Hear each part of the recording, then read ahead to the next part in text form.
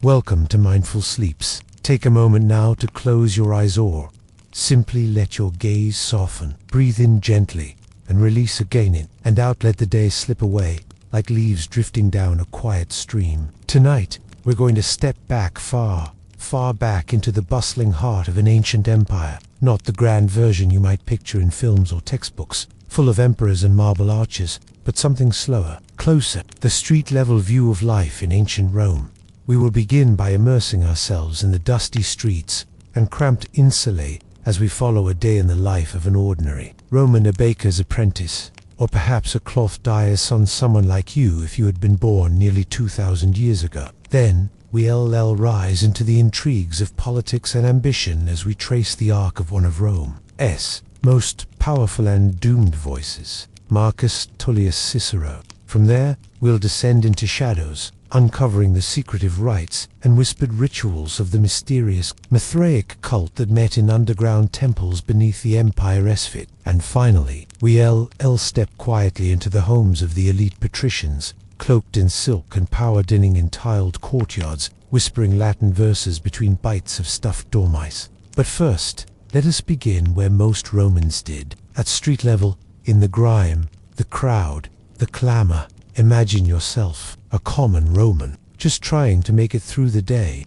It's early morning in the city of Rome. The sun is only just lifting over the tiled rooftops. It's light, soft, and honey-colored, but the city is already awake. You are, too, because you don't have a choice. There is no such thing as sleeping in. Not when the streets below your wooden shuttered window are already filled with the shouts of hawkers, the thud of carts, the slosh of chamber pots being emptied onto stone alleys. The air smells complicated, bitter smoke from cook fires, yeasty steam from the communal bakery, and the ever-present scent of the Tiber River's sluggish breath, thick with whatever was poured into it the day before. You are not wealthy. You live in an insanely crowded apartment block made of brick and wood. Your room is small, no larger than a modern closet, and the walls are thin. You hear your neighbors as clearly as your own thoughts. Downstairs, on the street, you join the throng.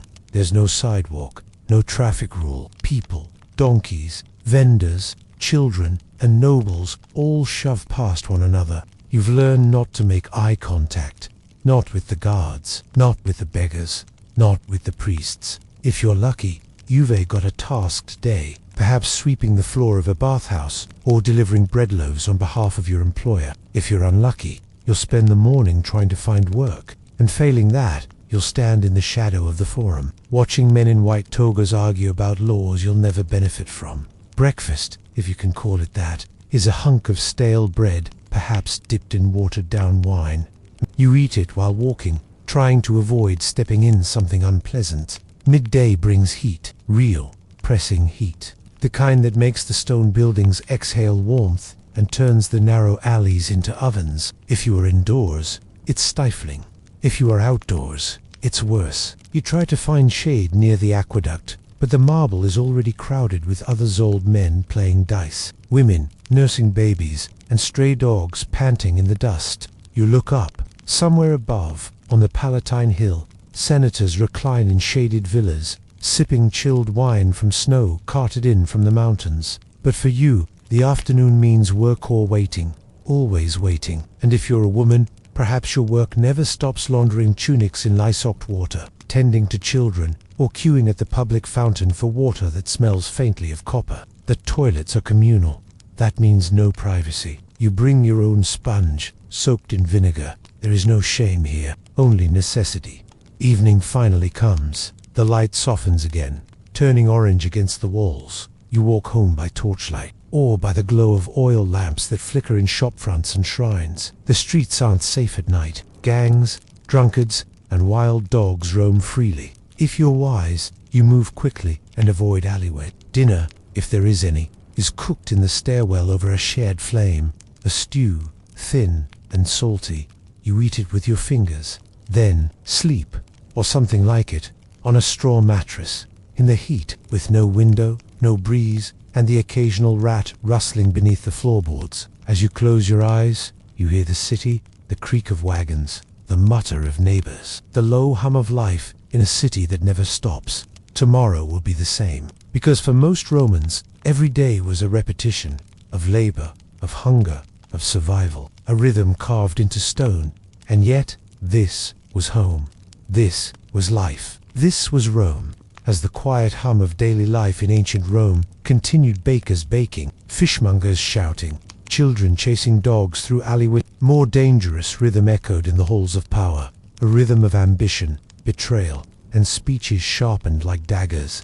Let us now shift our gaze, not to a commoner, but to a man of words, of intellect, of conviction, a man who loved the Republic so deeply he failed to see that it was already dying.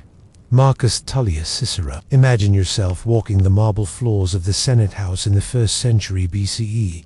The air inside is cooler than outside, shaded and solemn. Dust motes dance in shafts of light that slip through the open arches. You see him there, tall, slightly stooped, his brow furrowed not from age, but from the constant weight of thought. He is not from a noble family. He is what the Romans called a novus homoa, new man, the first in his line to rise to the top of Roman politics. Not by birth, but by sheer brilliance, a lawyer first. He rose to fame with his oratorious voice, a steady river, carving through lies, exposing corruption, defending justice. He could make a jury weep or shudder. When you listen to Cicero, you don't just hear a man speak, you hear the Republic speaking through him. He becomes consul Rome's highest office. He puts down a conspiracy led by Catiline, a dangerous, restless noble. Cicero exposes him in the Senate with a speech that makes even statues flinch. But enemies, in Rome, are never far behind. And glory, like bread, goes stale quickly. As the years pass, the Republic phrase, the triumvirate, Caesar, Pompey, Crassus, rises like a three-headed beast. Cicero is caught in the middle. He praises Pompey, fears Caesar, despises Mark Antony. He wants to preserve the Republic with his words, but Rome is shifting. Power is no longer in the Senate, it is in the sword. Then comes Caesar's assassination, a moment Cicero might have welcomed had it not unraveled into chaos. He returns to the Senate, older now, but still fiery. And then, his last campaign. Cicero sets his sights on Antony. In a series of speeches, the Flipixi denounces Antony with language so cutting, so elegant, that it shakes the political world. He calls him a drunkard, a threat to liberty. Antony is not amused. In the background, young Octavian Caesar's adopted areas rising. Cicero throws his support behind the boy, hoping to restore the Republic through this youth. But Octavian is not a savior. He is the beginning of empire. A deal is struck between Octavian and Antony. Enemies become allies, and Cicero becomes inconvenient. He is declared an enemy of the state. His name is placed on a list alongside dozens of others marked for death. When the soldiers come for him, he is not surprised. He does not run. He does not beg. According to legend, he offers his neck willingly, calm, resolute, because words had always been his sword, and he knew, now, that Rome no longer spoke his language. His head and hands are displayed in the forum, a warning or a grim punctuation mark. But in the stillness of time, his voice lingers, not in shouts, not in blood, but in pages, echoing with reason. As you lie here, quiet, perhaps with your own thoughts circling, imagine that voice, rising in a marble hall, words flowing like a river, not angry, not afraid, just enduring. Beneath the bustling streets of Rome, beneath the clatter of sandals and the cries of vendors, beneath the stone foundations of bathhouses and bakeries, there were tunnels, quiet ones, cool and damp, carved not by time, but by human hands, lit only by flickering torches and whispers. Welcome to the myth. In the heart of the empire, a secret religion flourished in shadows, one without open temples, without public rituals. A religion for men, soldiers, merchants, and civil servants, the quiet backbone of Rome, and its god was Mithras. We do not know everything about this figure. Much is lost, or perhaps hidden still, but we know enough to wonder. He was often depicted slaying a Bulteroctonia moment, frozen in dozens of carved reliefs. Mithras wearing a Phrygian cap, plunging a blade into the neck of a great white bull. A scorpion stings the bull's genitals. A snake coils beneath it. A dog laps the blood. A raven watches from above. What did it all mean? Some scholars believe it was a story of creation, a cosmic act to bring life from death. Others see in it the movements of the stars, the sun's journey through the zodiac. But for the followers of Mithras, it meant more. They gathered in underground chambers, designed to resemble caves, long, narrow spaces with stone benches along the sides. In the center, a low altar, a depiction of the bull, always the bull. Initiates moved through a series of ranks, from Korax, the raven, to Nymphus, the bride, then Miles, the soldier, and higher still 7 grades in all, each symbolizing a spiritual ascent. But what happened in these rituals, we don't fully know. They left behind no sacred text, no open scripture, only artifacts, symbols, a torch turned down, a ceremonial meal, a dagger, a cup. There are hints. Some say there was a shared meal of bread and wine. Others whisper of purifications, oaths, and trials of But whatever occurred, it was meant to bind men together, in trust, in secrecy, in brotherhood. Mithraism was particularly popular among soldiers. You can imagine why. A cult that celebrated discipline, hierarchy, sacrifice. When you're stationed at the edges of the empire in Germania's frost, or serious heat, you crave belonging. And the Mithraeum was a place where ranks dissolved, where a centurion might kneel beside a foot soldier, equal in the eyes of the god. The cult spread quietly, through trade routes, through barracks, through whispered invitations. Archaeologists have uncovered Mithraea in places as far apart as London and the banks of the Euphrates, each one built underground, each one secluded, each one echoing with mystery. But as Rome changed, as Christianity rose, the cult faded. Its temples were buried, its symbols forgotten, its rituals lost. And yet, if you walk the tunnels beneath the Church of San Clemente in Rome, or beneath the streets of Ostia, you might still find one. A small, silent chamber, cold stone benches, and, at the end, Mithras frozen in his eternal act. A god who once thrived in shadows, now a relic in the dark. As you drift, imagine the hush of that chamber, the warmth of torches, the scent of oil, smoke, and damp earth, and the low murmur of voices repeating vows lost to time. You are safe here, just a guest, in the silence of something ancient. Let us now leave the dim tunnels of the myth and step gently upward into the sunlight, into the scent of crushed herbs and blooming laurel, into the hush of wealth. Here, in the high quarters of the Palatine Hill, the city looks different. The noise is distant, the crowds gone, the stone is cleaner, the voice is softer. This is the world of the patricians, Rome's elite, senators, landowners, those who do not labor with their hands, but command with their presence. You walk beneath a shaded portico, polished marble tiles, cool beneath your sandals. To your left, a small fountain bubbles, gently, its sound delicate, almost musical. A bronze statue of Minerva watches silently over the courtyard, its eyes ever still. It is late afternoon, time for the Cianother evening feast. Imagine yourself here, a quiet observer, not a guest, exactly, but perhaps a favored servant, or a scribe, allowed to linger in the periphery. The guests arrive draped in flowing tunics and togas, their sandals laced high, their conversation embroidered with Latin wordplay and subtle boasts. They recline, not sit in couches arranged around low tables. The room is cooled by slaves, waving large fans made of peacock feathers. A boy sprinkles the floor with rose petals soaked in scented water.